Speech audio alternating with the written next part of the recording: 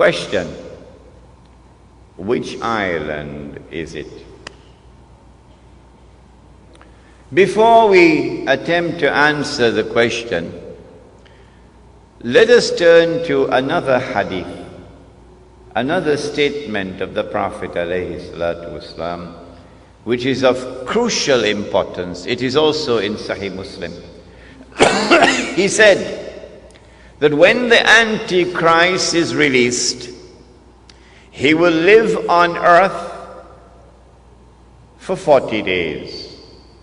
40 days. Yawmun kasana. One day like a year. Yawmun kashahr. One day like a month. Yawmun kajum'a. One day like a week. Wasairu ayyamihi ka ayyamikum. And all his days, implying all the rest of his days, would be like your days. When his day, now listen carefully, when his day is like our day, he would be in our dimension of time. And when he is in our dimension of time, then we can see him. At that time, of course, he would be, said the Prophet ﷺ, a Jew, a young man, powerfully built, with curly hair. Where would he be at that time? Of course, he would be in Jerusalem, ruling the world from Jerusalem, the way the world is now ruled from Washington. But where would he be when he's released on earth? In a day which would be like a year. And where would he be on earth in a day which is like a month? And where would he be on earth in a day which is like a week? Do we have answers for that? Praise be to Allah, who allowed this servant Imran to study international relations, international politics, international economics.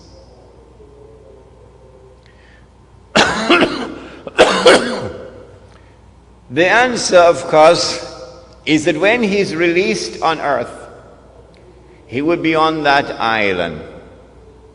And from that island, he will launch his mission to liberate the Holy Land, to bring the Jews back to the Holy Land, to reclaim it as their own, to restore a state of Israel in the Holy Land, and get the Jews to believe that this is the holy Israel of David and of Solomon, alayhim salam, and to cause that state of Israel to become the ruling state in the world. Which island is it? This is my answer. You do not have to agree with me. You are free to differ with me. But you cannot say that I am wrong until you can tell me what is the right answer. That's fair, isn't it? That's fair, isn't it? Come on, answer me. You cannot say that I am wrong until you can tell me what is right.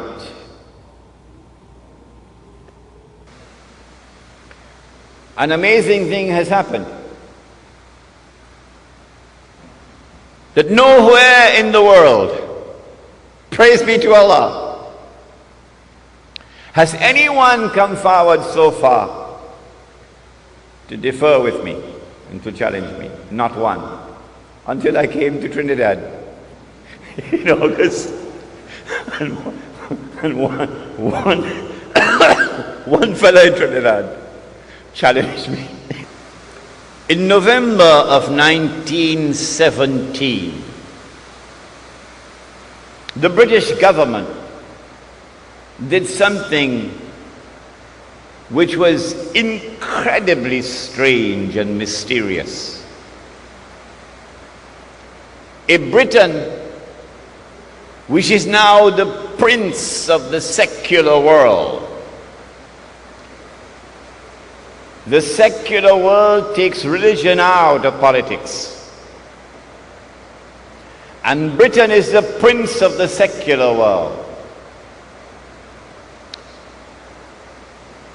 Britain issues a declaration known as the Balfour Declaration in November 1917 that it is the intention of His Majesty's government to work for the establishment of a Jewish national home in the Holy Land. Did you hear that? The only thing stranger than that ever occurred in history was the day that the cow jumped over the moon. Why would a secular state, which leads the world of secular states, declare its intention to work for the establishment of a Jewish national home, meaning a Jewish state, in the Holy Land?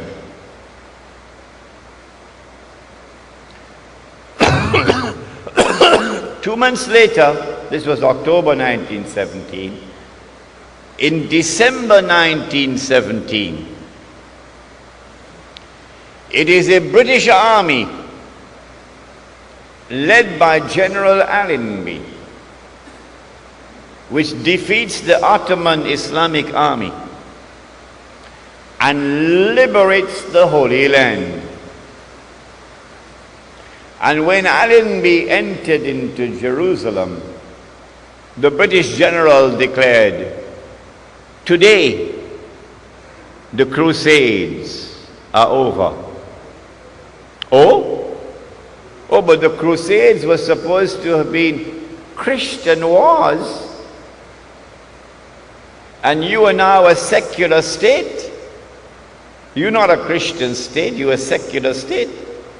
How come a secular Britain is continuing a crusade started by the Pope 1,000 years before? That's strange. That is incredibly strange. Between 1918 and 1948, it is the island of Britain which ruled over the Holy Land on a mandate conferred by the League of Nations. And during that period of time, with tremendous deception, while pretending to keep the Jews out, Britain opened the doors for the Jews of Europe to enter into the Holy Land and to reclaim it as their own. In between came the interlude of Adolf Hitler, which speeded up the movement of the Jews from Europe to the Holy Land. In 1948, Britain did something strangest of all. Britain is a state with a tremendous commitment to the rule of law. And so every time Britain decolonized, there was all